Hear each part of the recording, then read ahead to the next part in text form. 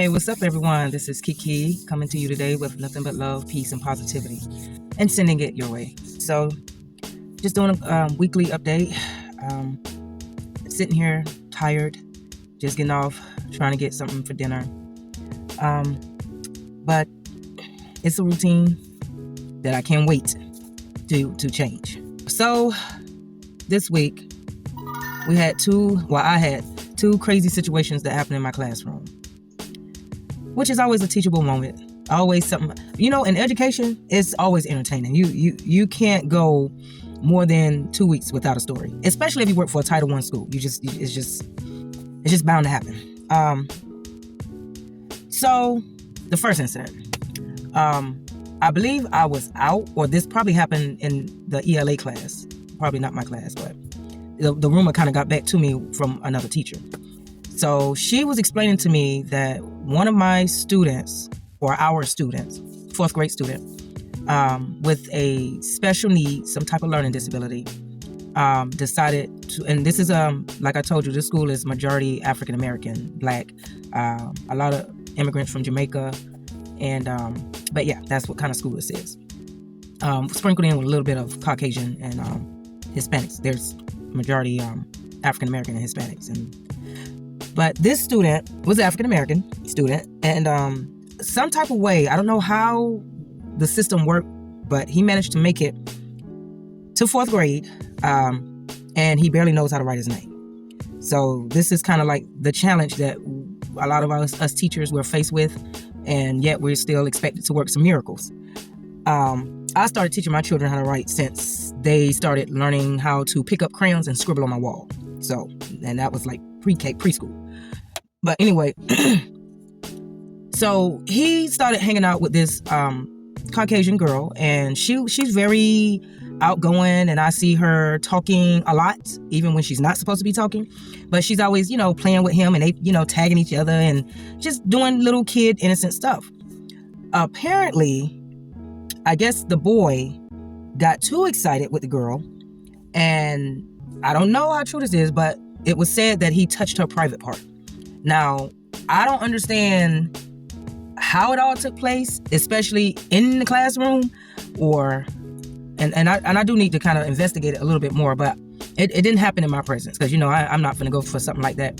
But the crazy part is, all this time this boy kind of been keeping to himself, because he already feel a little awkward not knowing how to fit in as a fourth grader, even though he is old enough to be in fourth grade, but he's performing at a pre-K level.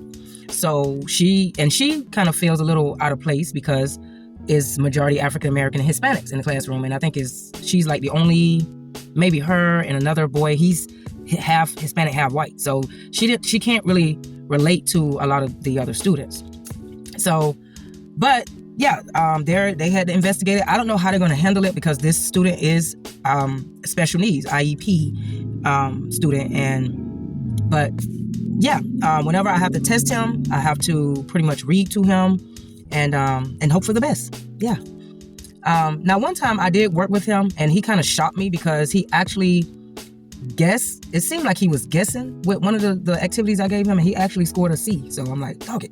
Because see how the system works, if you have a student that's scoring F's all across the board, then that's a good thing. But when they start to improve, and 9 out of 10, if they're working with me, I take my job seriously, they're going to show some type of improvement. Probably not turn into an AB on the road student, but they're going to show some type of improvement. But yeah, so that's his circumstance. So I don't know if, apparently he didn't get suspended because he's still in my class. So I don't know what they're doing about it. But it's just, I worry for him, because already a lot of young Black guys have it a little hard when they are maybe attracted to maybe a woman, especially a Caucasian woman of another race. And sometimes the girl or the woman, they don't really make a big deal about what the Black guy or the boy may do to them. But if the message get back to the parents, that's who really cut up and act a fool. And of course, yes, as a parent, no matter what race, I would be upset as well. But it's just a little harder when it comes to a Black student and a white student. It's kind of, it's just, it can get ugly if it's not worked out. So this same particular girl, a couple of days after that, now this is what I witnessed with my eyes. She was in the lunchroom talking with some other students. I don't know what was being said. I was kind of shocked she was even really interacting with the other students, because typically they don't really see eye to eye. Apparently, from what I heard, because I didn't hear it close up, but I just observed it far off, what, them talking. Nobody didn't show any attitudes, or nobody didn't show that they were becoming aggressive and stuff like that. And all I know is we was coming out of the lunchroom, a whole lot of other 4th grade students mixed in with 5th grade students coming out of the lunchroom. And then the same white girl just took off running. And I'm like, okay, hold up. We don't run. We need to line up. You need to chill out. And then next thing I know, I seen this black girl coming after her like she was running with a football trying to make touchdown. And I was like, hey, what's going on? And I was thinking, okay, maybe they're just playing tag and playing around. But all I know is the black girl caught up with the white girl that was running and snatched her hair and just slung her on the ground and started to get on top of her. I was like, oh, I gotta get a referral. And then she jumped up and kind of got off her, because I said, I'm not touching them. I'm not breaking up no fights. That's not my job. But the thing is, I had to investigate and find out, okay, well, what took place? Because really, I didn't see the white girl do anything. I just seen her exchanging words with the other. And black girls, it depends on the type of personality, but they don't typically try to make it known that they ready to beat somebody. It's more like you got to really know their body language and their gestures. It's like when they get a little older, that's when you hear all this, bitch, what you want to do? And they try to show out and they try to get attention. But in this case, that wasn't the case. All I know is words were exchanged. They were just talking, and all of a sudden the white girl just took off running like she was running for her life. And it just looked weird, because the expressions they had on their face, it was like, okay, what in the hell are they over there doing? And then, but anyway, when the girl got up, one of the teachers took the other girl, and then I pulled the black girl to the side, and I'm like, what's going on? What's up with you? This is not like you. And she was like, she was talking about my mama. And I was like, well, I mean, I'm pretty sure people gonna talk about your mama. It doesn't necessarily mean it's true. I said, well, what did she say about your mama? And she was like, she said my mama was fat. And I'm like, but is that true? And she was like, yeah, my mama is fat. And I'm like, oh God, thought I was going to get somewhere, because I was going to try to prove a point that just because somebody says something about you or your parent, it doesn't necessarily mean it's true. But in that case, I was kind of like, oh snap, like how am I going to help her out with this one? But I did explain to her that no matter what, whether it's true or not, she doesn't have the right to put her hands on somebody else, no matter how upset she gets. But it's like, that's what I noticed. When you are working with students that do not have the right foundation and the right what's the word I'm looking for? The right self-confidence, the right self-esteem, they will be open to be influenced by other people's words. And this is why I keep preaching what I be preaching and teaching what I be teaching in my videos, because we have been conditioned, and it didn't just start at this generation, it started way back, but we've been conditioned to believe that what other people tell us, that's who we are, and that's just it. And that is not how it works. That is just, it does, I mean, even with the word criminal, because see, here it is, some words have been created to only benefit another race of people. You know what I'm saying? Like, okay, a black guy can be considered a criminal, and he can do the same type of crime a white guy committed a crime as well, the same type of crime. But for some reason, it seemed like the harsh punishment hit the black guy harder than it would the white guy. And how I noticed, because I noticed the different sentences in the news. Like, I bet you P. Diddy catch it harder than if the guy Epstein, if he was still found and around, because I don't think he going to date. I just don't believe that. I believe P. Diddy will have a harsher sentences, even though they pretty much committed the same type of crime. You know what I mean? So it's like, that's why I keep telling people, when you let words affect you, and I know, like I said, you can't help it, because we are living beings that act on vibrations, right? And so when you are speaking negativity and ugly words to people, it causes a different disruption in your body.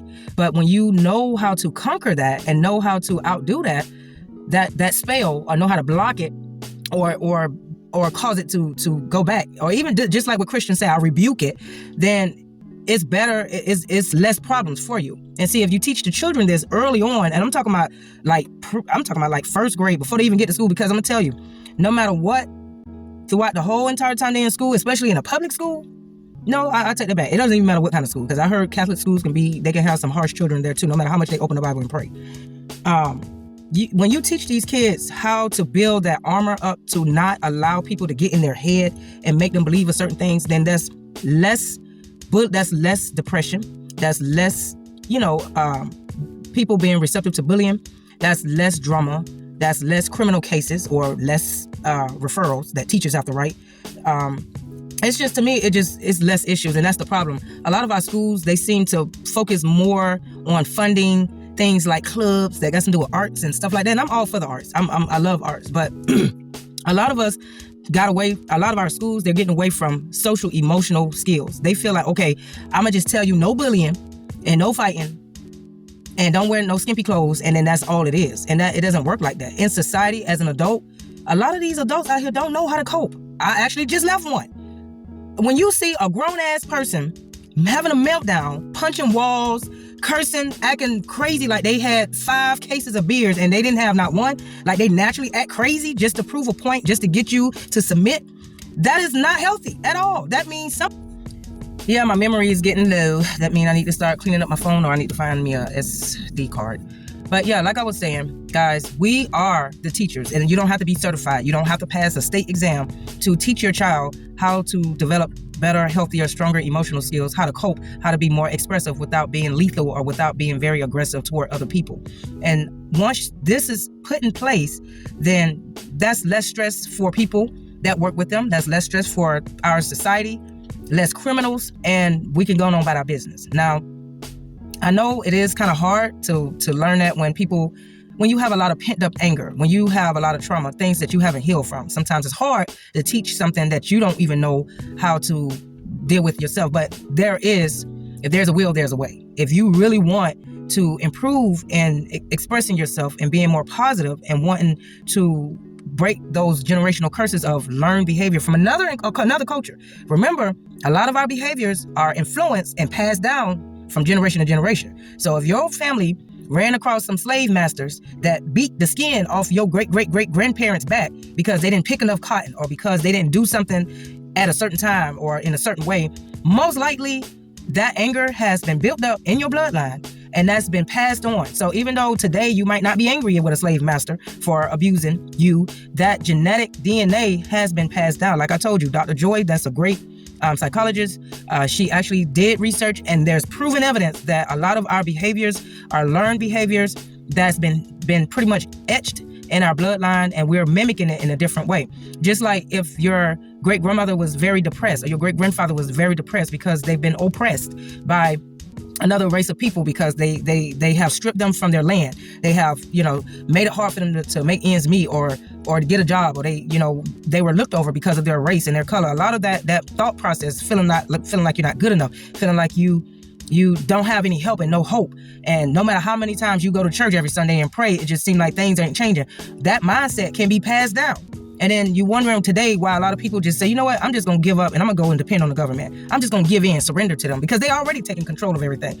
When you do that, then that just makes them, okay, great. I don't have to worry about dealing with people that's strong mentally, emotionally, and have love for themselves and ready to stand up against us. That's less people they got to worry about. The people that love to get them food stamps, and I'm not saying they're not helpful, but I'm just letting you know how one thing can affect another thing. One behavior can affect another behavior and another behavior and another behavior.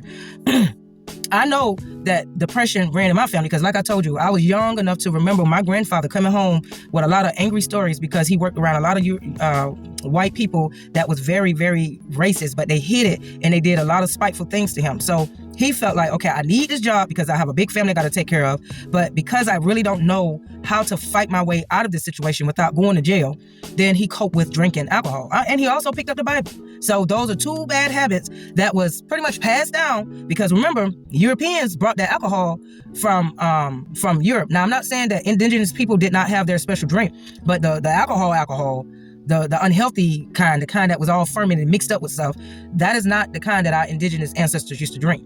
Okay? We had different kind of spirits enough to where it didn't cause us to go out there and have orgies and try to kill animals and rape women. Indigenous people did not have stories like that. That was only over there in the European area. Okay? So, but like I said, when their negative behaviors, they take it out on another group or race of people, then that race of people say, you know what? Instead of me fighting back and saying, no, this ain't for me, these holidays ain't for me, eating this way ain't for me, looking at sex as sport, that ain't for me. Once you realize that, then you start to rearrange your mindset and change your whole bloodline. Then your kids, you don't got to worry about your kids copying the great uncle that had a whole lot of hoes on the side and was pimping them out. You don't got to worry about your kids trying to cope with drugs because another race of people outdid them with work or outdid them with other things that they wanted to go, or they couldn't meet their goals. You know, you don't have to worry about your kids constantly being in and out of prison because they can't cope with society and don't know how to control their emotions. Because like I said, when you are depressed, then you feel like, okay, I'm gonna go to unhealthy things to cope, and it just makes you even worse. That's what my uncle used to say. He used to say, man, this world ain't fair, man. They ain't even trying to set me up for success, and you know, I'm just depressed. And then he have his Jack Daniels, and then he's just gloping it up, and then now he violent and angry and act like he want to beat up everybody because things ain't working out for them. And so if he would have had little kids, most likely they would have been copying with the daddy, copying him and following his behavior. So that's what I'm saying.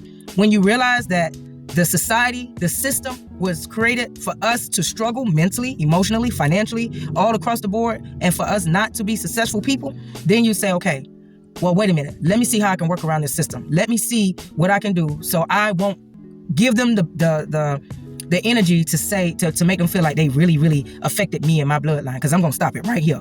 I'm not finna let them get the best of me no more. They already burned down my great-grandmother villages. They probably set my great-grandmother on fire because she was doing holistic healing, and they call it, oh, you can't believe in your ancestors. Oh, you can't use plants to heal, so we're going to burn you because you considered a witch. Oh, you can't predict the future, but we're going to give these prophets more credit because they doing it in the name of Jesus. But then psychics are like prophets. So it just seemed like to me, people pick and choose how they want to throw the words around. And if you do not teach your kids this kind of stuff early on, then they're in for a rude awakening. And then we got the cycle of depressed, broken Black children that's giving all of the energy and the money to the news, because you know the news love juicy stuff that Black people do. We're like the entertainment all across the board. If it ain't basketball and us effing up with our money and rapping and shooting at people and dancing, twerking all over the place, and then walking around looking drunk and high, if it ain't that kind of news, then, you know, they can't really do nothing with that. So don't give them what they want. That's all I'm saying. Anyway, that's enough. I'm at the end. Y'all be easy, be blessed, know that I love you. And if you do notice that somebody is struggling with something and you make a difference in their life, please share it with me, because I'm still learning as well. I don't have all the answers, but I do know my ancestors, they be downloading, my spirit guides, they be giving it to me. But like I said, we all come together collaboratively and learn and cut out all that jealousy and hating, that competition. Man, you leave that behind, then we can grow and we can see beautiful blessings happen, not only financially, but just better, healthy minded people and attitudes walking around in our society. So with that being said, peace out.